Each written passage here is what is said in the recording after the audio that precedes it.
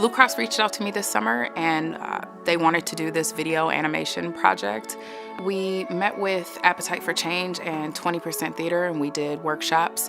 Essentially, we would create some poetry from these workshops and kind of put them to animation.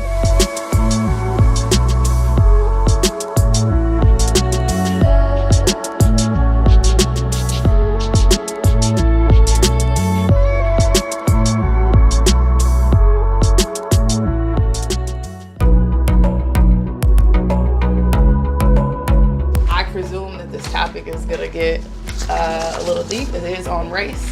We're being set up in a system where they don't want to see us succeed. They want to see us fail.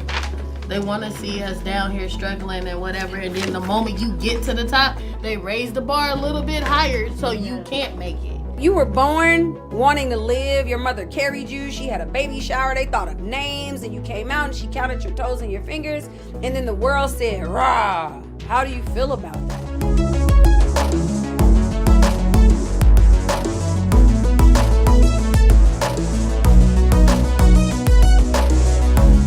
Y'all really came with the writing today. Y'all really made sure. I have a lot to read through. Appetite for Change was amazing. The youth were brilliant. I learned so much from this group.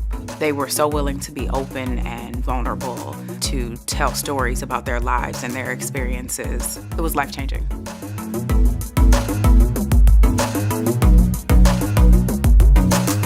There's so much more that goes into being trans than just, I want surgery, I want to pass. No, we're actual people. We hear stories of gender nonconforming people, and it's like almost always a tragedy. You know, we don't want it just to be a label, we want it to be reality. And you know, that's very important, and we use this word a lot in this conversation, it's the balance. Like, that's good, but like, draw from that. If it's giving you life, drink it as much as you possibly can. And then if you possibly can, make something else so they can drink. We just gotta pass the torch.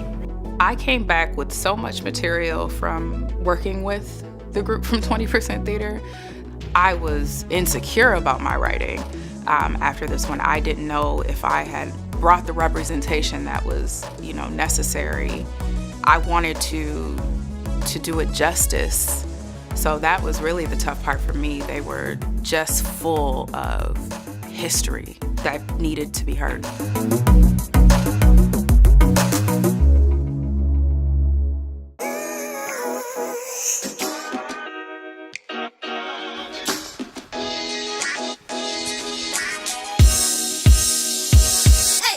My grandmother tells stories of hospitals in her day.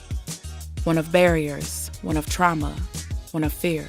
This is my first time working in a project like this, so it's really exciting to see it all played out, and I do feel myself sort of like, kind of correcting myself, like, oh, I could have said this differently, or I could have done this differently, but it's just so exciting to see it all kind of come together. It's not really my words as much as it's, I helped kind of put it together, but it's everybody's experiences, so I'm just hoping that everybody likes it and that they see themselves in it.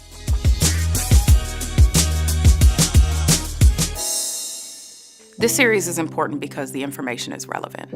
A lot of the concepts that we are expressing in these videos can be really complicated. And I think these videos simplify and they humanize and they kind of put it right in your backyard so that people understand that underneath all of these numbers and spreadsheets and stats are people and their experiences and their families. And hopefully that will motivate them to get active and get involved in what's happening. We all deserve to be able to see ourselves in the different spaces that we walk into, especially in our healthcare system.